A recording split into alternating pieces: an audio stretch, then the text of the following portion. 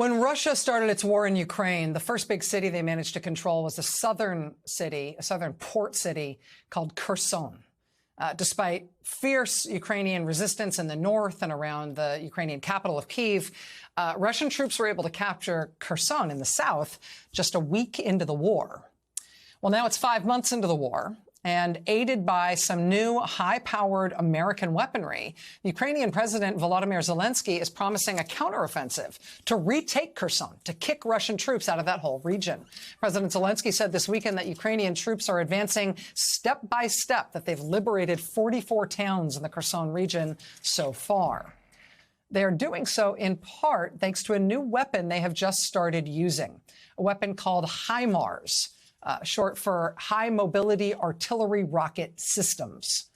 HIMARS are long-range, precision-guided artillery launchers made in the United States. They've been provided to the Ukrainian military by the United States government. And basically the way they work is it's pretty understandable even for those of us in a civilian context. This is a launcher that's mounted on a standard U.S. military truck. It takes just a 4-man crew to operate. But this thing can fire munitions with a range of about 50 miles, the way they've been equipped and shipped to Ukraine. About a 50-mile range. But then importantly, as soon as it has fired its shot, the truck can take off. So the launcher won't be vulnerable to routine fire. Within 2 minutes of a HIMARS firing its shot, this truck-mounted launcher can be speeding away from the firing location at 60 miles per hour. So they can fire at long range in a very precise, guided way, and then they can get away without having the weapon taken off the battlefield by return fire from the enemy. Now, the Washington Post reported this weekend, quote, the HIMARS have been so effective that the Russian Defense Ministry has ordered commanders to prioritize them for targeting. The U.S. has sent a dozen of these HIMARS to Ukraine. The administration just said it'll be sending 4 more for a total of 16. It's possible that the Germans and the British are maybe sending a handful more. But Ukraine says these weapons are game-changing for them, and they need a lot more. The Ukrainian Minister of Defense just said, quote, for an effective counteroffensive, we need at least 100. He said, quote, that would be a game-changer. It's clear that U.S.-provided weapons on the ground in Ukraine are already on the ground in Ukraine are doing the work they were intended to do. Ukraine was able to take out a Russian ship on the Black Sea. They were eventually able to recapture Snake Island with a U.S.-made Harpoon missile. Using these HIMARS systems, Ukraine was able to destroy an important Russian command center for aerial operations that they say has drastically reduced Russian artillery fire from over the horizon. A congressional delegation that visited Ukraine this weekend also got to see how those weapons are being used. Among them was Democratic Congresswoman Elissa Slotkin. She has a special connection with Ukraine, as her state, Michigan, has a large Ukrainian-American population. But her state is also one of the places where soldiers are trained in how to use the HIMARS system. She made a point of that during her visit by giving President Zelensky a challenge coin from a HIMARS unit of the Michigan National Guard. Representative Elissa Slotkin, thank you so much for joining us. I really appreciate you making the time. Thanks for having me. So you've got an impressive defense and intelligence background, and I'm sure this stuff is easy for you to follow, easy for you to grok in terms of all the jargon and everything. But can you explain to our audience why it is that the Ukrainian government and President Zelensky are so interested in this one U.S. weapons system that they have just started to obtain, and that does have a connection to your home state of Michigan?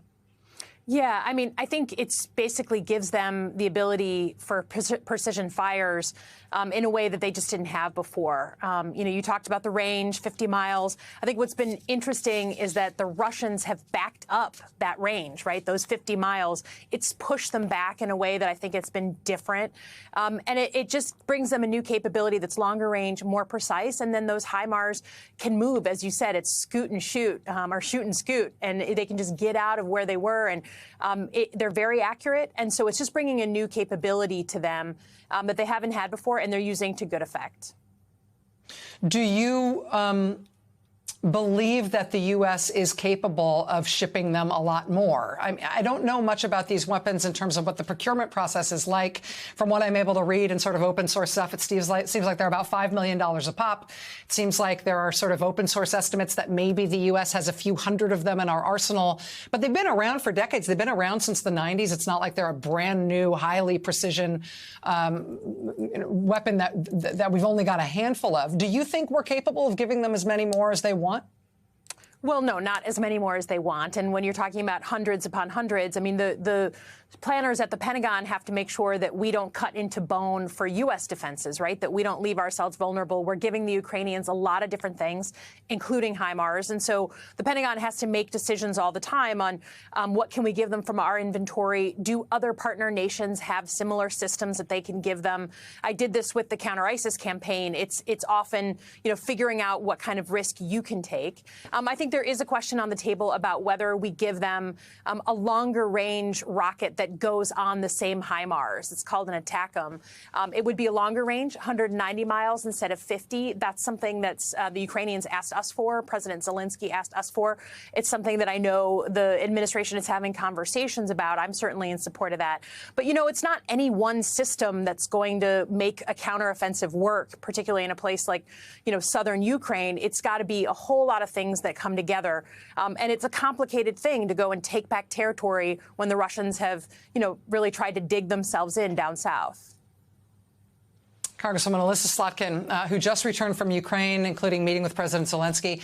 Thanks for helping us understand this. I feel like Americans do really care about this war. Being able to understand the decisions that the American government can make about what we can do and what we can't is a really important part of staying engaged with the reality here. Thanks for helping us understand. Thanks.